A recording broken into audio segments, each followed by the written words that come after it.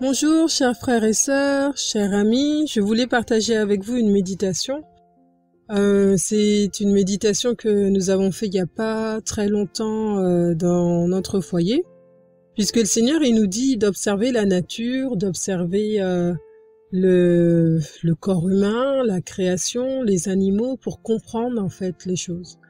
Et vous savez, dans Genèse 3, verset 16, il y a un texte qui nous parle justement de la femme qui doit enfanter dans la douleur. Pour celles qui ont déjà accouché ou bien les papas aussi qui ont pu être présents pour l'accouchement de leur femme, eh bien, on voit que la femme enfante dans la douleur comme il était dit dans Genèse. Par contre, en ce qui concerne les contractions, il y a ce qu'on appelle le faux travail, qu'on appelle les contractions de Braxton, et il y a le vrai travail.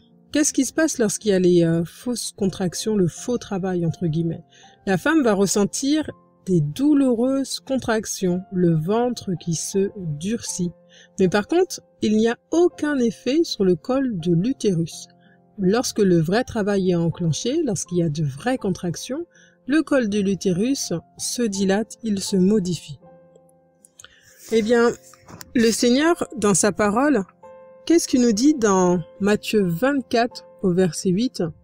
Mais tout cela ne sera qu'un commencement de douleur. Encore une chose dans Marc 13 verset 8, car une nation s'élèvera contre une autre nation et un royaume contre un autre royaume, et il y aura des tremblements de terre en divers lieux et des famines et des troubles. Ces choses sont le commencement des douleurs.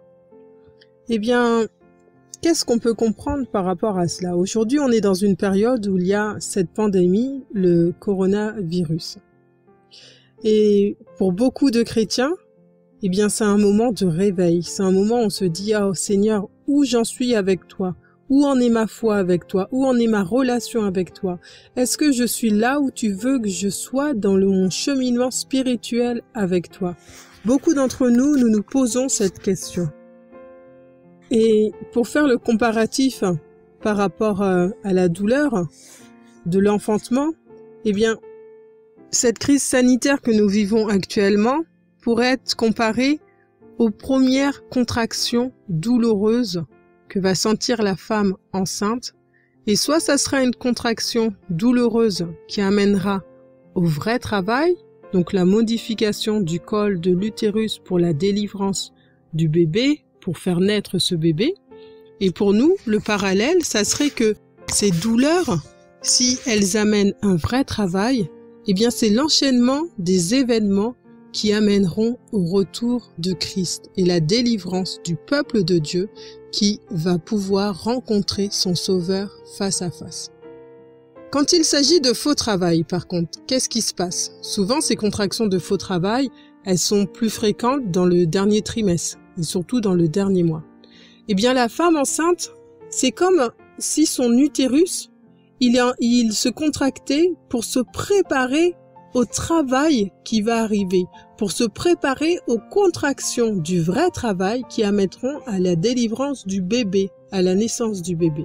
Pour nous, en tant que chrétiens, soit cette crise du coronavirus va amener à un enchaînement d'événements qui va passer par la loi du dimanche, le temps de trouble, tout cela exactement, et nous allons bientôt voir notre Sauveur face à face, ou soit nous allons avoir un temps, entre guillemets, d'accalmie, c'est-à-dire que ce temps douloureux n'était pas encore le début de l'enchaînement rapide de tout ce qui doit arriver par la suite. Alors comment est-ce que nous devrions réagir par rapport à cela? La femme enceinte, lorsqu'elle a ces contractions de faux travail, c'est comme un avertissement que son corps lui donne d'être prêt. Parce que si elle néglige cela, elle se dit « Oh, c'est juste des fausses contractions, je pense pas que ça va entraîner un vrai travail, je pense pas que ça va vraiment durer. » Eh bien, elle peut continuer à mener sa vie et ne pas avoir sa valise qui soit prête pour aller à la maternité. Et quand le vrai travail va arriver, les vraies contractions, cela va la surprendre. et va la paniquer et elle n'aura peut-être pas le temps de faire tous les préparatifs nécessaires pour la venue du bébé. C'est pour ça que lorsque les fausses contractions arrivent, c'est aussi le moment pour s'assurer que tout est prêt.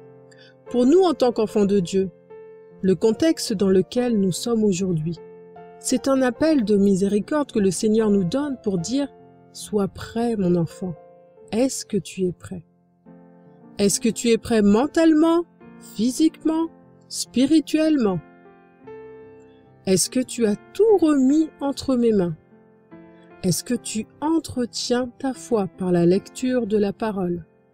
Est-ce que tu as mis toutes tes relations au clair avec tes frères, tes sœurs, ton entourage? Parce que le Seigneur nous dit autant que possible qu'on doit être en paix avec ceux qui nous entourent. Donc là, nous sommes vraiment dans une période, on ne sait pas si ces contractions, on va dire cette épreuve douloureuse va mener au vrai travail de délivrance pour bientôt rencontrer notre Sauveur, ou si après cette période douloureuse, nous aurons un temps d'accalmie. Si ce temps d'accalmie arrive, nous ne devrons pas relâcher les efforts que nous avons commencés par la grâce de Dieu aujourd'hui, parce que nous sommes dans une période où chacun se pose des questions, où chacun se demande « Seigneur, est-ce que je suis prêt ?» Eh bien, nous devons continuer cette préparation que le Seigneur nous invite à faire aujourd'hui. Nous devons continuer pour être prêts. Nous devons être prêts pour pouvoir partir avec notre Sauveur.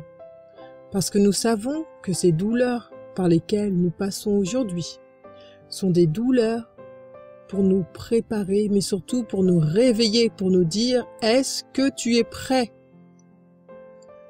Et le Seigneur, dans sa parole, il nous donne également un passage qui est là pour toujours nous remplir d'espérance, nous remplir d'espoir, et qui se trouve dans Jean au chapitre 16 et au verset 21. Qu'est-ce qu'il est dit ? Toujours dans le contexte des douleurs de l'accouchement, en comparaison avec la situation que nous vivons à présent. Il est dit, on peut même prendre au verset 20. En vérité, je vous le dis. Je vous dis que vous pleurerez et vous vous lamenterez, et le monde se réjouira. Vous serez dans la tristesse, mais votre tristesse sera changée en joie. Quand une femme accouche, elle a des douleurs, parce que son terme est venu. Mais dès qu'elle est accouchée d'un enfant, elle ne se souvient plus de son travail, à cause de sa joie, de ce qu'un homme est né dans le monde. Et au verset 22, il est dit, « De même, vous êtes maintenant dans la tristesse, mais je vous verrai de nouveau et votre cœur se réjouira, et personne ne vous ravira votre joie. » Magnifique verset, n'est-ce pas? Quand une femme accouche, elle a des douleurs.